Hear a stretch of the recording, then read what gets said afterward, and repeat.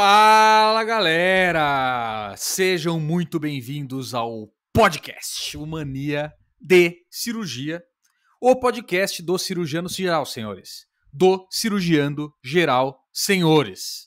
O seu podcast semanal, o seu congresso semanal de cirurgia. Quase que eu fiz isso de novo, Diegão. Pelo amor de Deus, cara. Confusão mental total aqui. Muito bom, mais um episódio aqui na presença do grande doutor Adriano Flug, grande doutor Diego Adão. Senhores, como vocês estão hoje? Muito bem, saudades aí de vocês. Muito bom, isso aí. Isso é ótimo, tudo ótimo, Gutão. Feliz, porque nós acabamos de sair de uma aula da CDB, da Comunidade do Bisturi, que eu tive a honra de conversar com os senhores sobre fístula intra-atmosférica. O terror... O que é? Eu vou falar, e abdômen aberto. Ah, tá. Acho que, como vocês já sabem, a Comunidade do Bisturi tem um programa quinzenal de aulas, né? São aulas teóricas, ao vivo, em que todos os membros participam. Algumas somos nós que ministramos, outras nós trazemos um convidado. E essas aulas, o mais legal, que eu acho a parte mais legal, quem escolhe o tema é a comunidade. Então, se alguém teve um caso diferente, teve um assunto que está precisando, eles pedem no grupo e a gente prepara a aula para eles. Nesse caso aqui, acho que a Fernanda teve vários casos difíceis, né, de enteroatmosférica. A gente discutiu alguma coisa no grupo e a gente preparou um material especial para todo mundo. E as aulas ficam gravadas, então depois dá para assistir e tudo. É muito legal e eu estou cansado porque eu acabei de sair da aula. E eu vou te falar, Flugão, eu não sei você, eu gostei bastante, cara, da aula. Achei bem legal. E uns casos bem catastróficos, né? Daqueles que a gente gosta. É fantástico, isso é o cirurgião de urgência, mostra que também tem que ter uma horizontalidade, tem que ter uma noção de cuidado com o paciente, desde aspectos nutricionais, cuidados na intensivíssimo, né? É isso que diferencia o cirurgião completo de um cirurgião operador ou um cirurgião eletivo, né? Obrigado, não, achei bem legal, cara. Eu gosto do assunto, Muito bom. É isso aí. E aí? Flugão, ó, vou falar várias coisas aqui. Flugão e Diegão estão de parabéns pela participação na aula da CDB, mas não só isso. Eu queria saber do Diegão e do Flugão, claro, né? Como que foi a semana. E depois eu vou pedir pro Diegão ver se tem mensagens do maníaco pra gente. Tem, eu já te digo que tem. Então pronto. Então, só para não deixar você falando o tempo todo, Flugão, algum highlight da semana aí que você queira contar? Cara, um puta susto há uns minutos antes de começar a aula, cara. Olha só que coisa, né, cara? Eu te dei um telefone de um cirurgião, eu tava falando de um caso lá, concentrado, um caso difícil, eu tava pedindo uma ajuda. E aí eu saí por um minuto, eu falei, Ju, cuida das crianças. Tinha duas crianças aqui do prédio que desceram, e eu fui na cozinha, porque eles ficam gritando, né, tal, criança, né? E aí, cara, olha como as coisas são, como vai tecendo, né, a linha do destino, né? A minha esposa, cara, achou uma bala soft japonesa e comprou. Vocês sabem que a bala soft no Brasil é proibida, eles tiveram um remodelamento que a bala soft tem que vir como se fosse uma boia, né? Tem um buraquinho no meio. Então essa importação furou esse bloqueio. Então ela está disponível a bala soft de antes, né? Que parece uma hemácia, né? Que parece uma hemácia, exatamente. Bom, enfim, aí eles estavam comendo, o José pegou, o Marco, que é mais novo, pegou. Cara, aí de repente, não sabe, cara, quando você fala, meu, tá acontecendo alguma coisa, né, cara? Aconteceu alguma coisa, o Marco gritou de maneira diferente, ele deu um choro. Cara, os pais sabem do tipo de choro que a criança é, quando é birra, quando é verdade, quando é algo que você tem que correr. Cara, aí a Juliana veio desesperado, o menino asfixiando, cara, com a balinha. Ele tem uns 2 anos. Asfixia, cara. Eu dobrei, dei aquela paulada nas costas, blá, vomitou tudo com a balinha, cara. Isso agora? Agora, antes da aula, cara. Tô tremendo até agora. Tô também recomposto. Você viu que eu tô quieto, cara? Foi foda, cara. Foi foda. Meu Deus, Fuli. Que isso, tá louco. Outro que eu tava no telefone, que eu saí deles. Quando eu fui passar a guarda não foi passada. Assim, cara. Cara, não nada, né? E isso foi com o teu filho ou com o vizinho? Não, com o meu filho, com o Marco, o mais novo. Meu Deus, cara. Aí vomitou, saiu a bala inteirinha, assim. E você tem que fazer aquela. E ele é pequeno, então tem que fazer aquela invertida mesmo, né, cara? Uhum. Cara, questão de segundos, cara. Questão de segundos. Bizarro, né? Aí ele Cara, você quer volta que à você... vida, cara. Meu Deus, você consegue gravar o podcast? Não, tô bem, eu já faz um tempo, né? Na solo fui relaxando, agora eu tô bem melhor. A adrenalina já baixou, já. Puta, cara, fiquei tremendo por um tanto, cara. Sabe que nessa hora você percebe que você não pode ter nenhuma dúvida numa situação de grande emergência. Se não tá muito sistematizado na sua cabeça, o seu emocional perturba e o seu raciocínio diminui. Por isso que o ATLS, de uma certa maneira, principalmente a parte de atendimento de múltiplas vítimas, ajuda, porque você tá tão medular naquilo que não dá pra você pensar no que fazer. Tem que fazer, cara. Tem que estar na mão, né? Caramba, não é nenhuma atualização da semana do cirurgiano, né? É horas atrás. E ficou mudo, Diego. Oi? Agora voltou ao normal, você estava mudo antes. Ah, não tava falando nada, não. Ah, beleza. E a sua, como é que foi, Diegão? Tem alguma novidade aí? Cara, de diferente... Pra variar, né? Dificuldade de bater as histórias do Flug, né? A gente não tem consegue. como, não sei nem por que eu vou falar. Você tem que deixar a semana ser ele a última. É verdade, esqueci disso aí. Eu vou falar só pro forma aqui, porque depois dessa história aí não tinha nem porque eu falar, né? Aliás, eu vou direto pra mensagem do Maníaco. Acho que eu ganho mais. Eu não passo vergonha, pelo menos. Não, foi legal porque ontem a gente terminou uma aventura de Dungeons & Dragons que a gente tava jogando há 1 ano e 11 meses, cara. Meu Deus do céu, cara. 1 ano e 11 meses. Ontem a gente matou... É 2 anos, né, cara? Que isso, 2 anos. A gente matou o Big Boss ontem, cara. Cacete. Sensacional. Eu tenho um guerreiro no nível 13 agora, né? Então eu tô com eles, cara. Tô jogando com a mesma galera há 2 anos. 2 anos. Nossa. Esse contexto aí é com álcool, charuto ou é só salgadinho mesmo? Não, é como a gente joga num local que é uma loja, né? Então é aberto, chama Encounter, né? No 3º andar dessa loja, fica ali em Moema. Então acaba que são as bebidas e as comidas da loja, né? Então Entendi. tem chopp, tem coca, tem água, salgadinho, tudo. Pensei que era em casa. Não. É lá, todo mundo se encontra lá. Bora lá. Bora. Tem que ter uma vinhetinha na hora da mensagem do Maníaco. Tava pensando nisso também. Mensagem do Maníaco. Faruk. Grande Faruk Nobre. O Faruk Nobre. Fala, galera! Pessoal, agradeço por cada episódio sensacional e de muito conteúdo científico. Gostaria de poder ouvir, num dos episódios, sobre o manejo de ferimento por arma de fogo no abdômen. Quando atinge o cólon, o delgado, quando faz rafia, quando resseca. Um grande abraço para vocês. Então, Faruk, você já deve ter lido no título deste episódio que ele foi feito para você. Ferimento de arma de fogo no abdômen. Daqui a pouquinho a gente começa. Então, um abração aí pro Faruk. Boa. Alguma coisa? Tranquilo? Tranquilo? Beleza. Tem mais? Tem. E tem o Yuri Barbosa. Se escreve com Yuri. A ileostomia Lupiendi, também conhecido como ileostomia Hebert, é muito utilizada em pacientes com doença de Crohn, devido à retração do mesentério por inflamação. Esta técnica é de extrema importância no arsenal do cirurgião. Parabéns pelo episódio e condução da discussão. Um abraço da galera do Hospital do Grajaú, São Paulo. Grande Graja. Grande Graja. Fortíssimo abraço para todos vocês aí. E manda sempre pra gente aí as ideias, as técnicas. Mandou o epônimo aí, bem legal, né? Sim. Não, e é bom mesmo, porque isso aí salva muito. Flugão, manda um abraço, pessoal do Grajaú, Flugão. Braço, Grajaú. Eu tinha alguns cirurgiões que estavam na Grajaú, mas saíram, né, colegas meus. Faz um tempo que eu não vou lá. O Flug falou que nem aquela socialite doida lá, como é que é? Narcisa. Abraço, Grajaú! Você fez igual ela, cara. O momento lá é... Não, gente grande lá, cara. Gente grande, cara. Lá é bucha. Muito bom. Não tem mais mensagem de maníaco? Tem uma mensagem que você não falou ainda. Eu tenho uma mensagem importante para os maníacos que estão ouvindo agora, gente. Agora. Você vai parar absolutamente tudo que você está fazendo. Parou, total. Aí você vai olhar ali no Spotify ou no seu browser de podcast. Streaming.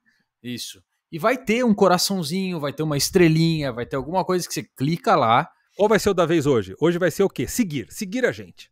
Seguir? Então tá bom. Então desencana da estrelinha do coração. Vai ter lá o follow, o seguir, following, sei lá o quê. Clica nesse botãozinho para você receber as notificações que tá saindo o episódio novo do podcast. Nós estamos com quase 8 mil seguidores. A gente quer bater 10 mil seguidores. E nós Até o fim do ano. precisamos do seu dedinho clicando no seguir. Tlim, tlim, tlim, tlim. Segue lá pra nós batermos 10 mil seguidores até o final do ano. Boa, isso aí. Muito bom. Flugão, Diegão. Bora então? Bora! Aproveitar aqui, ó, hoje foi só 10 minutos de entrada. É um milagre, né? Geralmente é quase metade do episódio vocês falando alguma coisa que não tem a ver com o episódio, né? Muito Claro bom. que não, vai. E aí? O que nós vamos falar então de ferimento por arma de fogo para o Faruque Nobre? Cabe fazer tomografia? Hã? Cabe fazer tomografia, um trauma penetrante? Nós vamos chegar nisso aí, com certeza, mas... O Guto já tem o roteiro, né, Flugão, na cabeça dele, né? Ele só não contou pra gente que ele vai perguntar, mas ele tá com tudo pronto, tenho certeza. Não, que isso, eu não tô não. Não, mas vamos pensar um cenário, né? Imagina que você tá recebendo um paciente com ferimento por arma de fogo na região abdominal. Vou perguntar então pro Flugão, pro Diegão, o que você... Qual que é a primeira coisa, o filme que passa na sua cabeça quando você ouve esse cenário, né? O ferimento por arma de fogo abdominal. Tentando entrar um pouco no cenário puramente abdominal, né? Para quem não sabe, a gente tem um dos primeiros episódios do podcast, se não me engano é o 8. A gente fez um episódio de ferimento de transição tóraco-abdominal. O que a gente vai falar aqui é de ferimento abdominal puro, né? Não tanto da transição. Talvez a gente esbarre um pouquinho na questão do hipocôndrio direito e hipocôndrio esquerdo, mas a ideia é a gente tentar focar no ferimento de abdômen, né? E eu não queria estragar a surpresa, mas o Flugão já sacou a primeira discussão que a gente teria, que é o que você faz de exame num paciente que tem um ferimento por arma de fogo na região abdominal. Primeiro, precisa fazer algum exame? Segundo, o exame físico é suficiente para identificar pacientes que precisam de cirurgia? E número 3, que exames você poderia fazer? Vamos começar com o Flugão, porque o Flugão tá na adrenalina pura aí depois de salvar o filho dele. Agora ele vai responder e detonar essas perguntas aí. Não, vamos lá, Flugão. Se você estiver no YouTube, você acabou de ver que o bichão deu uma bocejada agora. É porque agora é o Nadir. Achou, né? Entrou saiu cortisol, né? Entrou não sei o que agora aí. Não, então, vamos lá. Vamos começar do começo, né? Tem que saber primeiro o que é abdômen, né? Como o Carlos falou, tem o que é ferimento tóraco-abdominal, tem um ferimento abdominal anterior, tem um ferimento de dorso, tem um ferimento de transição inguinal e por aí vai. Então, tem todas essas divisões anatômicas que vai mudar conforme você vai lidar com esse paciente. Tem ferimento de arma branca, tem ferimento de arma de fogo, que são trajetos diferentes. Tem a definição do trajeto, que é importante, que não é fácil. A gente tende a simplificar o trajeto como algo retilíneo, mas não, lembre-se que o paciente pode estar todo torto, está correndo, pode estar num declive. Então, num ferimento de arma de fogo, ele pode ter um trajeto muito esquisito, que parece não fazer sentido quando você olha numa tomografia, algum exame, mas é porque a gente esquece que ele pode estar todo contorcido lá no local da lesão. Então, dito isso, toda aquela artimanha que a gente faz de pôr uma moedinha ali ou aqui, cara, é mais ou menos, viu? No final, o que importa é entender se aquilo penetrou ou não. Você pode fazer alguma coisa de exame físico, né? Exploração local, fazer um FAST para ver se tem líquido ou não, mas no final, cara, para ser bem cirúrgico, a tomografia vai te ajudar muito e vai te responder a maior parte das perguntas que realmente vão mudar um tipo de conduta. Achei que ele ia falar no final, para ser bem cirúrgico, é a laparotomia. Não, no final, para ser bem cirúrgico, é a tomo. Cara, mandou bem. Muito bom, muito bom. Cara, mas, Diegão, tem alguma... Vou fazer umas perguntas meio estranhas, mas só para você responder em cima do que o Flug já comentou, né? Para tentar dar uma aprofundada aqui nos comentários do Flug. Tem alguma coisa que acontece no exame físico, seja inspeção, palpação, o que for, que você vê o cara assim com ferimento por arma de fogo no abdômen e você indica cirurgia direto? Acho que dá, Guto. Ainda mais se você tiver uma tomografia que não é tão acessível, né? Vamos considerar um cenário que você está num pronto-socorro e a sua tomografia não é imediata. Imediata eu digo assim, ela não está do lado, a equipe não está treinada em mudar a maca, o protocolo com contraste não é aquele one shot, o pessoal vai querer fazer sem contraste, arterial, tardia, equilíbrio. Então acho que existem alguns cenários extremos que dá para ir para cirurgia direto, né? Então, por exemplo, considerando o que você falou, que eu tô falando de freamento abdominal, que seria costela para baixo, pelve para cima, né? Ou a meiuca ali, né? Vamos falar assim, periumbilical, vai. Periumbilical, que é o abdominal puro. Qual que é a probabilidade de não furar uma alça de Delgado? É muito pequena, né? Qual que é a probabilidade de não lesar o mesentério? É muito pequena. Então acaba que, se você tiver muita dificuldade em exame, só o local de entrada já te sugere muito forte, você vai ter que operar.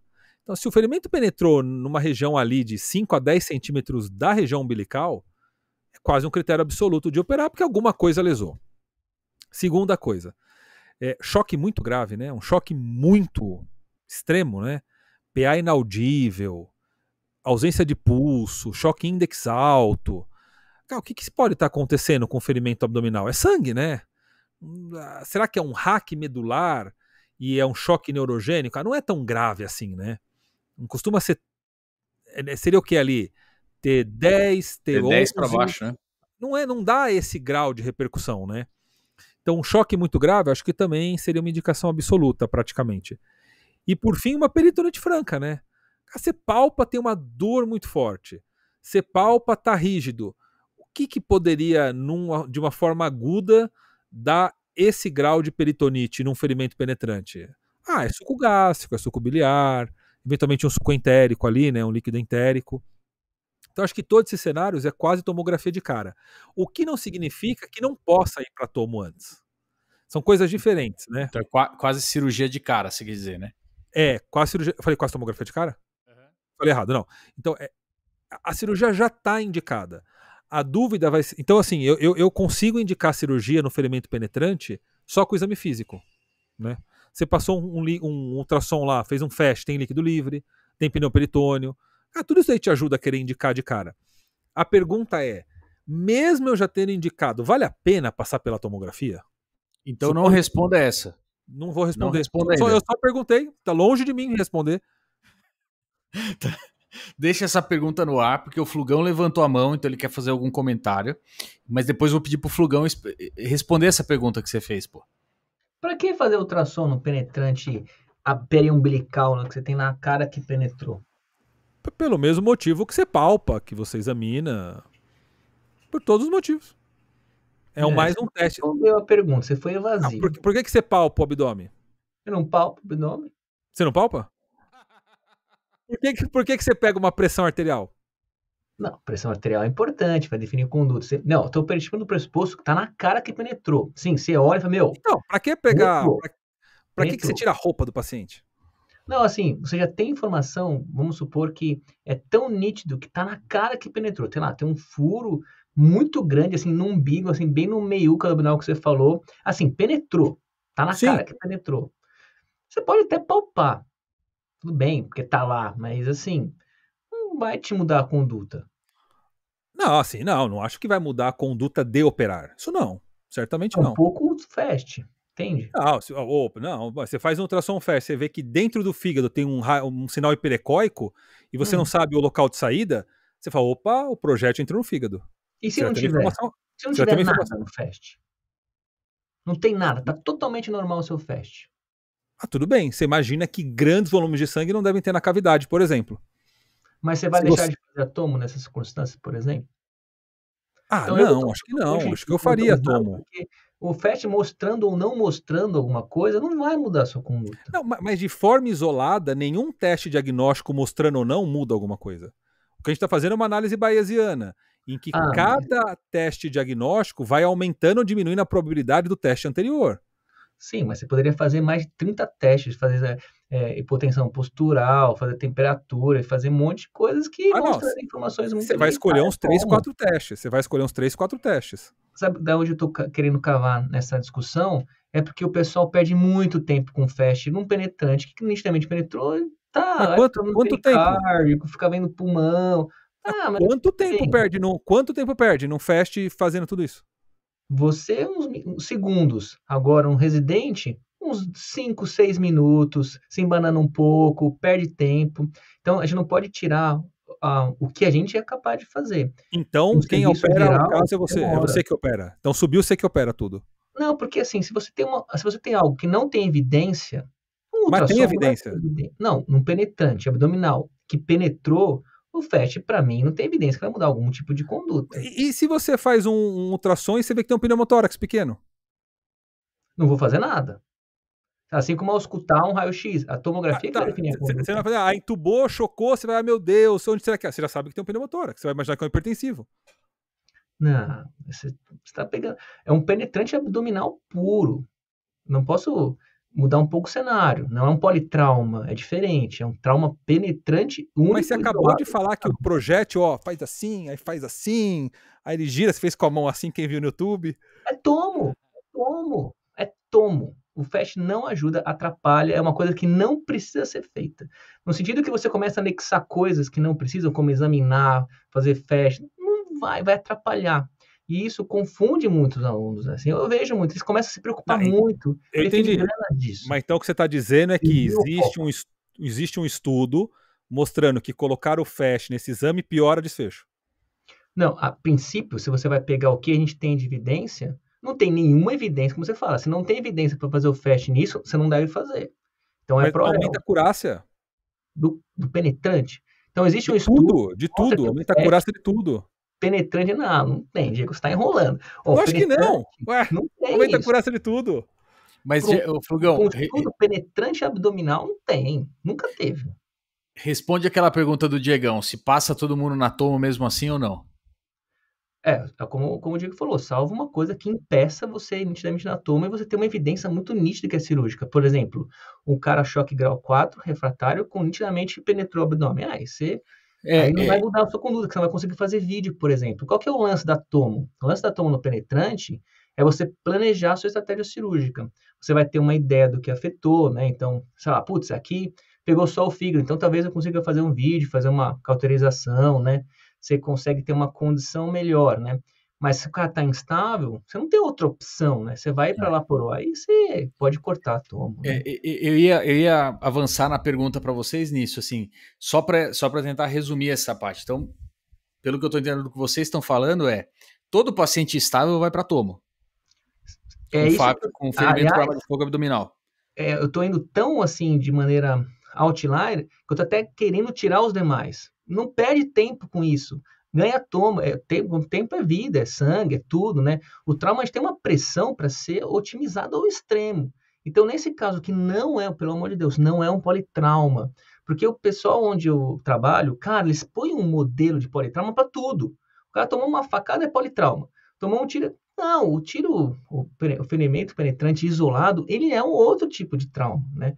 Assim como o hack medular isolado e outros tipos. Então, esse protocolo que as pessoas põem do TLS, que puxam tudo, para enquadrar todo mundo numa mesma cesta, eu fico maluco, porque fica tudo numa receita de bolo que o ChatGPT vai cortar o cirurgião, entendeu? Porque ele não consegue não consegue personalizar o atendimento do trauma para um caso que é diferente, um idoso, uma criança, tal. Eu não vejo mais essa personalização do atendimento. Por isso que eu queria, se o FAST aqui não vai fazer, não faz, cara. Mas talvez, não. Aqui no trauma penetrante, não. Um politrauma, sim, mas não aqui. E então, a sua sugestão é essa, né? Que o paciente com ferimento por arma de fogo, independente se eu já sei que penetrou ou não, mas ele está estável, ele vai para tomo. Você planeja com o intuito de você planejar o que você vai fazer, né? Entendi. Não é que você está vendo se vai operar ou não, você está vendo como que você vai abordar ele, qual é a estratégia que você vai usar, é isso, né? E vai ter uma crua de Gauss de uns 5% que a sua tomografia talvez tire da cirurgia. Beleza. E, Diegão, que tipo de paciente que sai da cirurgia com a tomo? Quer dizer, que tipo de paciente que tem um ferimento por arma de fogo abdominal que você faz a tomo e pode evitar de operar? Existe isso? Existe. Talvez o mais óbvio é aquele que não penetrou, né? Que ele tangenciou o subcutâneo, ficou ali numa lateral, no espaço muscular. Então esse é um que você não operaria. Você fala, caramba, olha, não entrou, né? Sim. O outro seria o que pegou só parte muscular, geralmente pelve, né? ficou na asa do ilho, ficou no sacro, osteomuscular. Você imaginou que ele penetrou, mas ele para numa estrutura óssea. Não é que ele tangenciou o subcutâneo, ele parou num osso lá. Retroperitônio, né? Se for um ferimento mais tangencial, ele pode estar no psoas, ele pode estar na coluna. Então acho que tudo aquilo que ou não penetrou porque não era caminho, ou não penetrou porque alguma coisa parou, eu acho que a tomo tira. Eu não operaria. Eu consideraria que não houve violação da cavidade peritoneal. O que é muito raro de acontecer, e eu não vou considerar o hipocondro direito, tá? Porque às vezes ele penetra no fígado e não acontece nada de importante, né? Mas aí a tóraco abdominal é um outro assunto. Vamos supor que ele penetrou na cavidade mesmo onde tem alça. Eu já ouvi relatos muito assim, como você falou, anedóticos, de que o projétil entrou na cavidade e não lesou a alça. Eu nunca vivi isso. Eu só ouvi, já li alguma coisa, tal, que um número muito baixo, o projétil estava sem força cinética, aí ele encosta ali e tal, ele para lá no meio. Mas eu nunca ouvi falar, nunca vi ninguém contando, é muito anedótico. Então, eu acho que a hora que ele entrou na cavidade peritoneal, alguma alça vai embora, cara. Ou meso, alguma coisa vai. Eu tenho alguns casos interessantes disso aí, mas eu lembro de 2 que são semelhantes e com condutas diferentes, só para ilustrar um pouco do que a gente está falando. O primeiro deles eu estava no R1, policial chegou com ferimento por arma de fogo para umbilical, eu acho que era, eu agora não lembro se era direito ou esquerdo, com saída no dorso. Então tinha um orifício de entrada, um orifício de saída, e, você traçava uma linha reta entre os dois, olhando por fora, né? Esse paciente não fez, estava estável, tinha dor abdominal, nada absurdo, e ele foi para laparotomia direto. E quando a gente abriu a barriga, não tinha entrado na cavidade.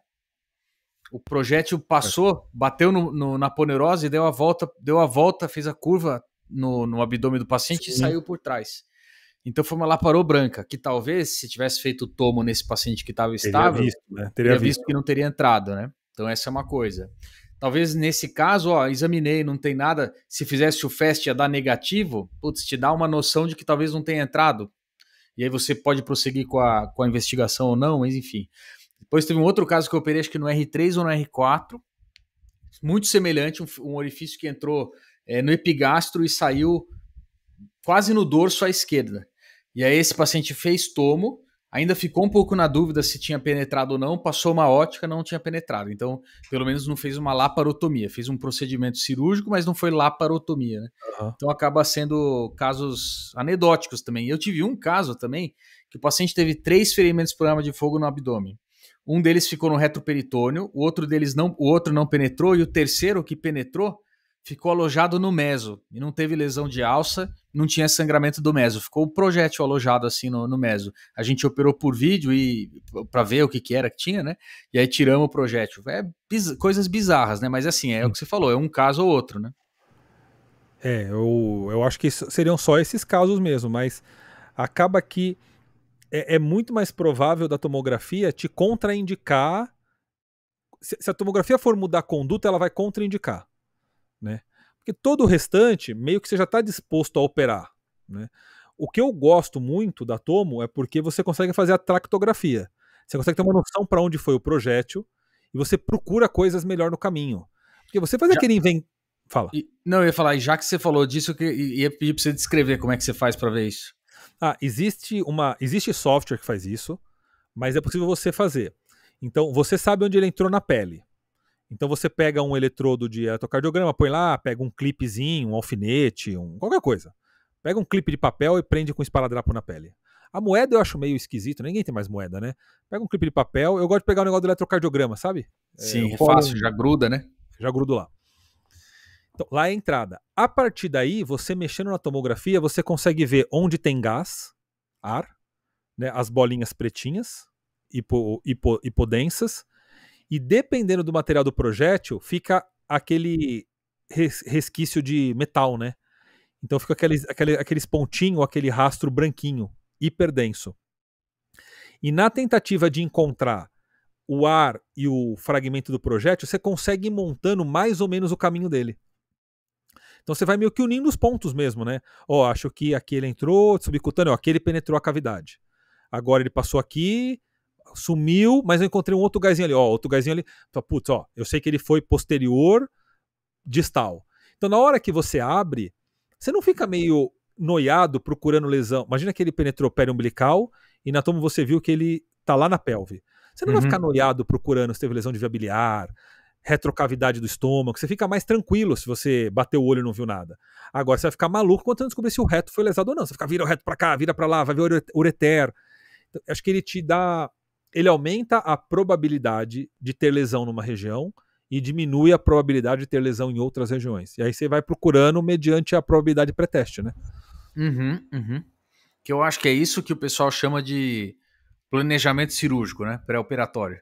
A maioria das pessoas repete essas coisas sem saber exatamente o que é, né? Eu brinco com os residentes lá no hospital que eu faço uma pergunta às vezes para eles, eles pediram para fazer um atomo para planejar. Então, planejar o quê? O que é planejar cirúrgico? Cada coisa que você vai planejar, cada cirurgia que você vai fazer, o planejamento que você usa com atomo é diferente, né? Sim. Então, eu sempre fico batendo nessa tecla. Você tem que saber o que você quer planejar, né? E aqui a gente está tentando pensar que eu estou planejando acessos, talvez, né? Se eu vou entrar por laparotomia ou laparoscopia, se eu vou abrir o reto peritônio à direita ou à esquerda, ou se eu vou dissecar a pelve, alguma coisa assim, né? E em outras situações, já passo pro Flugão, por exemplo, saber se você vai sair com o projétil na mão ou não. Tipo, ele tá solto em algum lugar, eu vou conseguir pegar, ou ele tá cravado no meio do psoas e eu nem vou encostar, vai ficar lá e a cirurgia termina sem projétil. Ou então, por exemplo, você tem 3 orifícios. Aí sempre a entrada ou saída, né? Se você consegue ver quantos projéteis tem dentro do indivíduo, você sabe, ó, ajuda. Entrou, saiu, não. E aí você, no final, você consegue até dizer, ó, então aqui é a entrada, ali deve ter sido a saída mesmo. Porque às vezes o projeto tá alojado em algum lugar que você não encontra no intraop. E aí você não sabe se ele saiu e aquele orifício é saída, ou se o indivíduo tá com 2 projéteis dentro dele. Acho que tudo isso daí te ajuda a dar um panorama geral do que tá acontecendo e onde você vai buscar as coisas, né? Pelo menos eu gosto da tomo pré-op. E aí, Flugão? Não, cara, eu vivenciei bem essa mudança de conduta histórica, porque o dia que eu dou de plantão, ele é historicamente muito cirúrgico, sempre foi tido como uma fama de bem agressivo, no sentido de indicar mais, né? Então, na época pré-tomo, que a gente não fazia muito, né? O inventário com a Dona Irã, que já faleceu, cara, era ultra sistemático. Eu lembro que eu tinha que fazer todos os 4 quadrantes, soltar o fígado, fazer a cateobraste, abrir a retrocavidade dos epíplons, via o rim, via o outro, via a bexiga, era um inventário completo, porque a gente não sabia exatamente da onde tinha vindo o projeto ou não, né? Então era uma laparoa enorme, cara, com um inventário assim, ultra, porque não podia deixar passar nada, nenhum tipo, você era expulso do serviço se você deixasse alguma lesão desapercebida. Tanto que depois a gente pode comentar aquelas lesões que fazem trajeto, que penetram em 2 pontos da mesma alça, né? A gente sempre perseguiu muito isso. E aí depois a gente foi para o acesso videolaparoscópico, então a tomografia ajuda muito isso, principalmente no retroperitônio, que não dá para abordar muito por vídeo, isso é um grande pulo do gato na tomografia. E agora, em alguns momentos, até mesmo os penetrantes, que a gente viu que tem penetração, por exemplo, uma penetração hepática, principalmente na transição intraabdominal, nem faz a cirurgia, sabendo que você penetrou na cavidade, né? Então, de um polo, que a gente operava todo mundo e fazia um grande inventário, tá indo para um outro polo que talvez nem opere, né? Sim. Sem contar que você termina muito mais rápido a cirurgia, se você tem noção para onde foi. Você olhou lá, sabe onde é que é, resolveu, cara. Tampou naquela região, resseca aquela alça. Você não vai ficar procurando coisas, né, desta forma sistemática. Se você, pra que fazer um catel se você viu que o projétil não foi pro reto peritônio? Pelo amor de Deus, né? Sim, talvez eu acho que é aí que entra o lance do planejamento, que é legal para esse tipo de cirurgia. E a gente não comentou isso que vocês falaram que foi legal, que é o lance de ter múltiplos projéteis, né? Se você tem história de múltiplas agressões, múltiplos projéteis, a tomografia pré-operatória ela é mais importante ainda, né? Para te ajudar. Mas no fundo, o planejamento cirúrgico da tomografia, num caso desse, no fundo é você saber onde que você vai procurar, onde você vai mexer, para não ter que ficar dissecando estrutura que não precisa. E para usar um termo da moda, né, isso aí é quase aquele negócio de medicina de precisão, né, cirurgia de precisão. Porque agora, numa laparotomia que você faz, em vez de você dissecar tudo e procurar em todo lugar, você vai só onde tem o trajeto do projétil, onde tem o risco de ter lesão. E só um dado de literatura para quem está ouvindo, se vocês forem procurar os estudos publicados sobre desempenho diagnóstico de tomografia em lesões pélvicas e lesões retroperitoneais, vocês vão ver que a sensibilidade e a especificidade da tomo é quase 100% para as duas áreas. Isso significa que se você faz a tomo e você não tem, por exemplo, lesão retroperitoneal ou lesão na pelve, né, na parte extraperitoneal pélvica, você consegue confiar nisso em quase 100%, o que é ótimo, porque se tem uma coisa boa para você fazer planejamento cirúrgico é você poder excluir coisas, ter certeza de coisas que você não precisa fazer, né, Flugão? Cara, ou você tem... Tomografia ganhou uma importância isso. Tudo. Ou você faz o contrário, né? Uma vez que tem a lesão desses locais, você já muda a sua estratégia. Por exemplo, você estava pensando em fazer uma cirurgia por vídeo. Puxa, agora eu tô achando que o projétil pegou a cava aqui. Ó, aqui tá estranho, já não sei se eu vou fazer. Talvez você tenha que mudar a sua tática cirúrgica por causa disso. Então, no fundo, o planejamento cirúrgico é isso, né? Pra gente tentar estudar melhor o trajeto de projétil. Se ele teve lesão de retroperitônio ou de pelve, por exemplo. Até porque a gente sempre fala isso, né? Tomo para lesão intestinal é muito ruim. Não dá para você ter certeza que tem ou que não tem uma lesão de delgado com a tomo. E nem com FAST, nem com nada, nem com nenhum exame, né? Mas essas regiões anatômicas, tipo pelve e retroperitônio, não. Puxa, a tomografia é muito boa. Então dá para você conseguir planejar o seu procedimento nesse sentido, né? A sensibilidade da detecção da lesão intestinal, ou seja, da víscera oca, é baixa, mas, no entanto, os sinais indiretos dentro do contexto favorecem muito a sua decisão. Às vezes as pessoas confundem essas diferenças técnicas. Tá? Você tem que analisar tudo, né? Porque às vezes não vai ter muito líquido, às vezes não tem pneu peritônio, ou tem só alguns focos que podem ser os focos que entraram junto com o projétil. Então tem muita coisa para pensar, né? Não é uma coisa tão direta assim. Por isso que também tem o lance do feeling da coisa, né? Você faz os exames, você analisa a probabilidade de ter lesão e você decide se vai operar ou se não vai. Às vezes você não está vendo nada muito gritante na tomo e decide operar, porque por algum motivo você juntou as pecinhas do quebra-cabeça e achou que valia a pena fazer a cirurgia, aí você vai e faz. Mas acho que tem que ter a noção de que, então, tomografia é uma ótima ferramenta para fazer. Se for possível fazer, o paciente está estável, você tem acesso a isso, faça, porque vai te dar informação importante, né? Para você poder atuar nisso aí. E só um comentário da Tomo, e aí acho que é fundamental você conversar com o seu serviço algumas coisas. Então, por exemplo, tem que dar uma treinada antes nessa tomo rápida, né? Pega uns casos mais tranquilos e dá uma simulada. Fala, galera, ó, esse paciente aqui é uma apendicite aguda, a gente vai tomografar tudo. Se fosse um trauma, vamos simular como a gente faria? Passa para tomo rápido. Segunda coisa, contraste. Você tem que conversar com a equipe que o contraste da tomo, do trauma, não é igual ao contraste do abdômen agudo hemorrágico, do abdômen agudo vascular, que você faz sem contraste. É uma fase única portal. É único, é um longo, né? Eles chamam de arterial tardio, tem um nome específico, dependendo do setor. Que o indivíduo injeta o contraste e não é feito... Quando vai fazer tomo, geralmente o indivíduo corta uma vez, fica meio que um raio-x, né, que é o scout, e ele abre um quadrado, ele mede, né, onde que vai para diminuir a radiação. No trauma não, ele abre o scout inteiro, é uma tomo do aro inteiro, ele não fica medindo o tamanho do paciente. Então tem uma série de coisas que precisam ser combinadas para a tomo ser rápida, ser corte único, infusão única de contraste, e existem softwares de tomo que tem que ser configurado antes, que é aquele brilho do projétil, sabe? Que às vezes o projétil maiorzão de metal, ele dá aquele artefato, parece uma explosão de uma estrela, e aí não dá para você ver estruturas ósseas próximas, você não consegue ver sangramento arterial ativo, você não consegue ver fratura, você não consegue ver nada naquela região. Tem software que tira aquilo, tem protocolo de tomo que aquilo você consegue neutralizar aquela explosão, aquele artefato, né? Eu esqueci o nome em inglês que eles chamam, não sei se não é strike, tem um termo em inglês para isso. Tem como tirar aquilo. Então, tudo coisa tem que combinar antes, então, não adianta, sim, né? Você vai fazer uma tomo que não vai acrescentar informação tanta, vai demorar, vai gastar contraste, vai expor a radiação, vai correr o risco de perder dispositivos, né? Puxa uma sonda, puxa um dreno, perde um acesso, e a qualidade vai ser ruim ainda. Aí também acho que não vale a pena, né? Eu fico pensando que a importância dessa conversa aqui é naquele lugar que você tem acesso a tomo, que talvez você receba paciente de trauma, mas não tem um serviço tão estruturado para isso, talvez a coisa mais importante que vem na minha cabeça é simplesmente a gente parar com aquela história de que se tem um ferimento de arma de fogo na barriga, tem que fazer uma laparô de cara.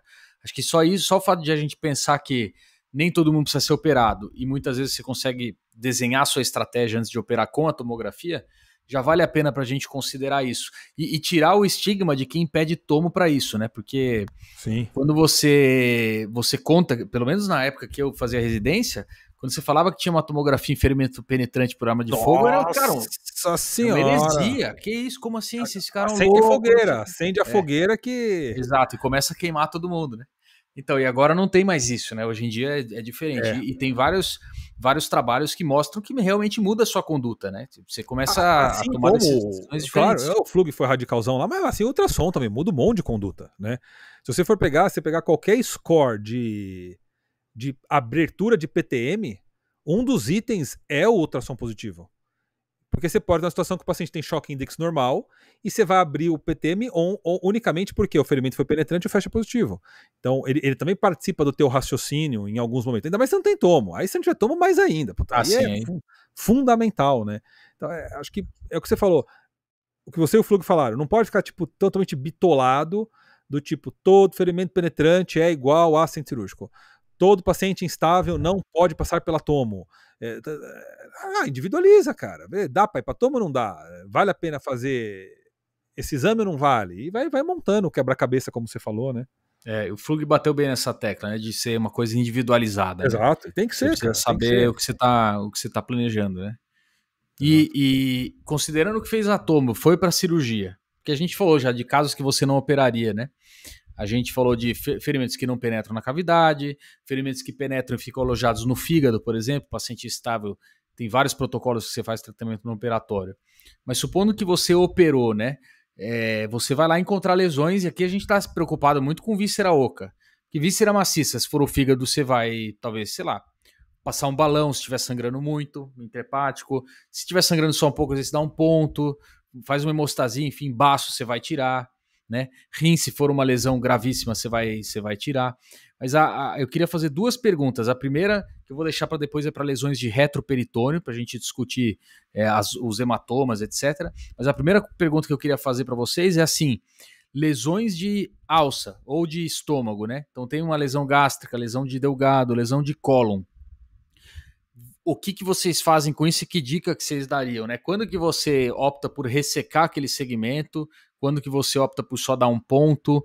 Que estratégia que você usa? Que fio que você usa? Enfim, acho que dá um geralzão aí. Flugão. Cara, eu tô entrando em mania, cara. Cara, não, mas sabe o que eu tô gostando? Tá parecendo aqueles programas de auditório que você faz uma pergunta, o cara tem que bater no negócio pra poder responder. Corta na cara. O primeiro. Boa. Manda, Flugão. Tem os dois cenários, né? É o cenário do paciente ultra grave, que vai definir mais a conduta do que a própria lesão anatomicamente dizendo. Então, no cenário de damage control, você vai ter condutas de controle da infecção, grampeia aqui, ali, acolá, fecha do jeito que for, controla o sangramento, a peritoneostomia e casa, né? Então, cenário que acho que não é o que a gente vai abordar aqui. Casa. E o outro cenário, que eu acho que é a proposta de hoje, é discutindo uma condição que você se propõe a tratar a lesão da víscera oca isoladamente, né? Excluindo lesões sólidas, né? Aí, acho que o que vai determinar, você pode usar alguns parâmetros, que tem algumas revisões da Associação de Trauma, tanto o ASH como a ASH americana, de falar o quanto que tem de lesão da circunferência da alça, se é 25, 50 ou mais. Você tem o comprometimento da vascularização do meso, né?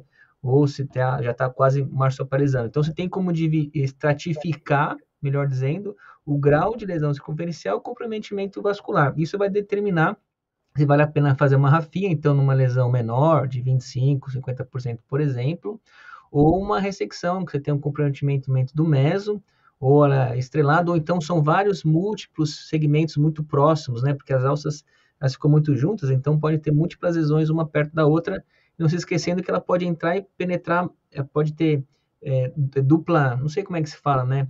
Que tem uma entrada e saída muito próxima, você pode comer bola, principalmente na fase mesentérica. é de mais difícil você ver a lesão na face mesentérica e comer bola nisso. Então, aí você acaba indo para a ressecção. Um cenário de desvascularização, muito extenso a lesão em termos de circunferência, ou muitas lesões muito próximas, fica mais fácil você fazer a ressecção. Uhum. E Diegão, qual que é a dica que você dá para você não perder esse tipo de lesão, não deixar passar despercebido esse segundo orifício? Guto, eu vou ser sério pra você, eu sempre resseco, cara. Eu não rafio orifícios de ferimento de arma de fogo. Por experiências ruins em vários casos. Geralmente a perda de substância não é pouca. Não é igual um orifício de arma branca, é muito diferente. Uhum. E exatamente por ter esse risco de ter uma lesão da parede posterior, porque às vezes a alça está meio colabada a hora que o ferimento penetra nela.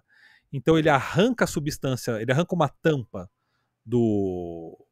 da borda, sei lá, antimesentérica, mas ele acabou de arrancar a mucosa muscular da borda contrária, né? Uhum. E aí, então, eu opto por sempre ressecar, cara. Sempre eu resseco, prefiro fazer uma ressecção, uma anastomose primária, ou correr o risco ou dar um ponto. A gente teve muito caso que esses pontos abriam. Sabe, esses pontos abrem, então eu prefiro ressecar. Na arma branca não, na arma branca não. Agora, se você não quiser ressecar, talvez você faça a exploração mais cuidadosa. É muito pouco provável uma lesão completa com meso íntegro, né? Vai ter um hematoma, vai ter um sangramentozinho ali. Então, viu alguma coisa assim, já desconfia. Né? Outra coisa, você pode olhar por dentro do orifício, né? Você pega 2 pincinhas, dá uma explorada, mexe no orifício, né? Então você consegue fazer meio que um mini inventário. Viu um hematoma na parede posterior do orifício, né? Em relação ao orifício. Ficou em dúvida? Resseca. Acho que não tem porquê. A taxa de fístula vai ser muito semelhante. Né? Muita gente tem medo assim, se o orifício for arma de fogo, hein? Se o orifício for pequeno e eu rafiar, eu tenho menor probabilidade de fístula do que se eu fizer uma enterectomia segmentar, uma pequena ressecção. A taxa de fístula é muito parecida. O que vai ditar é a fisiologia do paciente. Por isso que o Flug falou, no grave, você não vai fazer absolutamente nada. É damage control, é clip and drop, vai jogar tudo para dentro. Depois você reopera. Eu costumo fazer desta forma. E Flugão, quando você opta por suturar, você desbrida as bordas ou não? Você simplesmente sutura? E que fio que você usa para suturar? É uma pergunta bem pertinente, né? Porque na lesão de ferimento de arma branca, você não pressupõe a lesão térmica associada, né? E a gente nunca sabe quantificar o quanto que isso vai existir, né? Porque é difícil, né? Ela pode evoluir com o tempo. Então, isso aí é uma resposta cinzenta, não tem. Vai depender do feeling, da hora, da situação do paciente, da complexidade das lesões, que são múltiplos cenários, né? Mas a ideia é não ressecar muito. Se você entender que tem que fazer uma ressecção maior para fazer a rafia, aí cabe você fazer a ressecção completa do segmento da alça e fazer a anastomose. Isso é mais válido para delgado. O cólon, o assunto fica mais espinhoso, porque a ressecção acaba ganhando uma morbidade mais alta, então tende-se a ter um comportamento de mais rafia e não de ressecção no cólon. Apesar de que também tem essas estratificações nas sociedades, tanto para delgado e cólon, e os parâmetros são bem parecidos no critério entre você fazer a rafia e fazer a ressecção. E quando você sutura, que fio que você usa?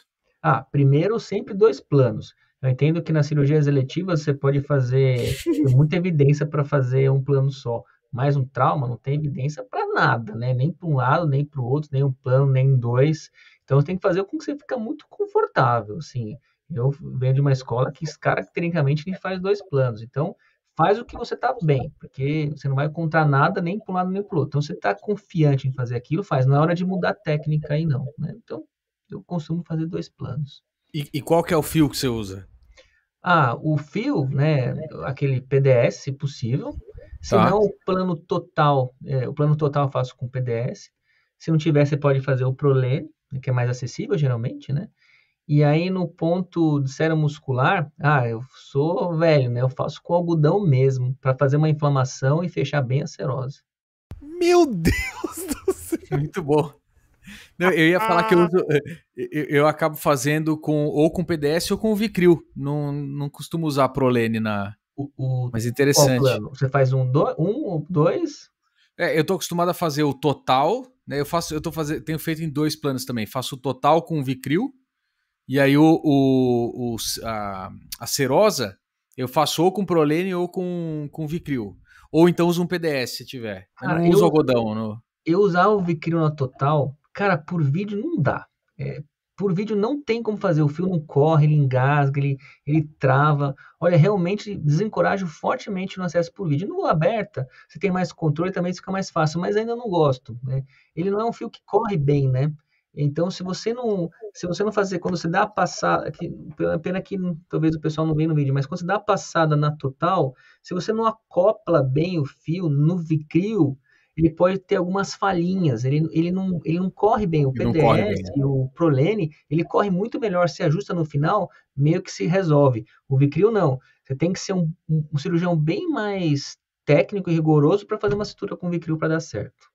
É por isso que é tão gostoso dar o ponto com monofilamentar, né? Puta, eu adoro, cara. Meu, hoje em dia, se tivesse à disposição toda vez, qualquer um, cara, eu usava PDS pra tudo. Puta, fio gostoso de operar, cara. Uma delícia. E você, Diegão, você faz então plano único, né? Tô aqui indignado, porque eu tô no Mania de Cirurgia de 1940. Mudou a data. Que isso? Os caras trocam o fio. Não, aqui eu faço com um, agora eu faço com outro. Pelo amor de Deus. Pega o problema, dá ponto total em tudo nessa merda logo e fechou, né? Lógico que não. Ponto total, único, contínuo, um fio só, Prolene. Ponta a ponta, amarra e resolveu, imagina. Você faz com Prolene, então. Prolene 3 zeros. Mas você tá pensando na ressecção, né? Você falou que você não coisa, sutura. Qualquer coisa. Não, mas você falou que você não sutura, né? Você falou que você sempre resseca? Não. Sei lá, estômago, por exemplo. Se fosse estômago. Ah, tá, né? entendi. Sei lá, tipo, ou um orifício pontiforme de um ferimento de arma branca.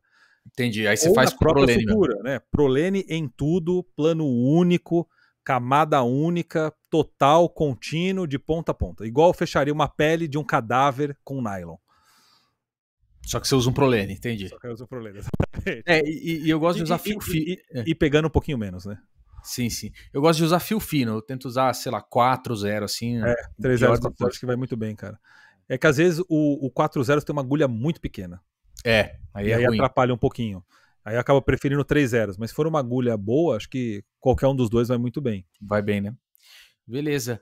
Para finalizar esse podcast sensacional, que quase teve briga, só não teve porque a gente tá tudo fisicamente afastado, né? E eu nem falei da reação inflamatória do algodão que melhora a cicatrização da serosa. Isso vai ficar para um outro podcast, a gente vai ter que falar sobre isso. Me recuso, ao longo de 114 episódios, eu me recuso a falar do processo inflamatório do algodão na serosa, porque eu não preciso passar por isso mais.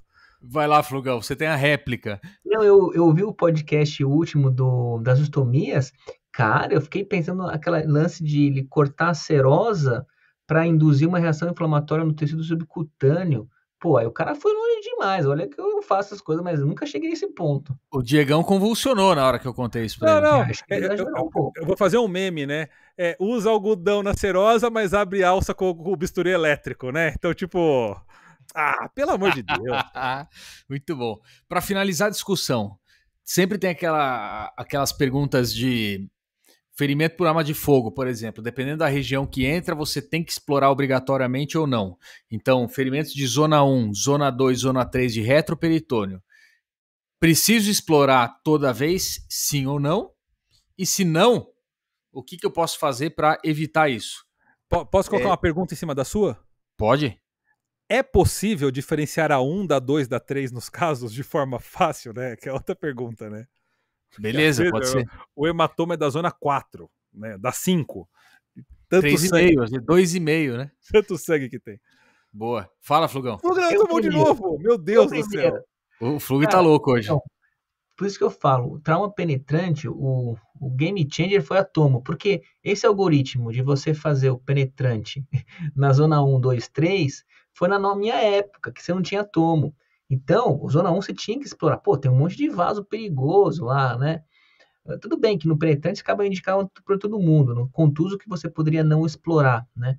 Mas ainda assim ficava aquele conceito das zonas por causa da vascularização. Mas quando você ganha, se você puder, óbvio, né? A toma, ela vai te dar essa informação. Em grande parte, ela vai falar assim, uns vasos grandes, como a aorta ilíaca, uma coisa assim. Claro que muito pouco provável ele ter aferrado, porque ele está vivo para fazer a tomo, né? Mas você não precisa se preocupar tanto em explorar essa zona quando você tem, principalmente do retroperitônio, cara, que a toma vai te ajudar muito no retroperitônio, né? Então, esse aforisma que a gente, não sei se é aforisma, mas esse guideline que a gente aprendeu antes, ele se dissolveu aí com o tempo, né? Dissolução de guidelines você vê aqui no Mania de Cirurgia. Fala aí, Diegão.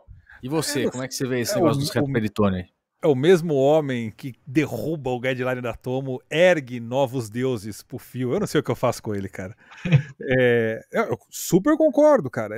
Esse negócio de zona 1, 2 e 3, primeiro que tem trabalho mostrando que não há concordâncias com os cirurgiões no intraoperatório. Se hematoma é 1, é 2, a maioria discorda, cara. Porque se tiver um pouquinho mais pra cá é 1, tá. O que não tem dúvida são os extremos, né? No meio, na lateral, na pelve. Mas a maioria não é assim, né? É látero superior, infromedial. Então, primeiro que não há uma certa concordância. Segundo, que não necessariamente o hematoma sempre disseca na sua zona. Às vezes ele disseca um pouco por baixo, dependendo do projétil, e ele se manifesta visualmente distante do local do vaso lesado. Então há uma discordância da lesão para o hematoma visualizado. E terceiro, nem sempre esse hematoma quer dizer alguma coisa. Então é o que o Flugão falou, cara. A tomo manda, né? A tomo você sabe onde o projeto entrou, o tamanho do hematoma, se ele tem sangramento arterial ativo nele ou não, e se tem um vaso grande que justifique operar nele ou não.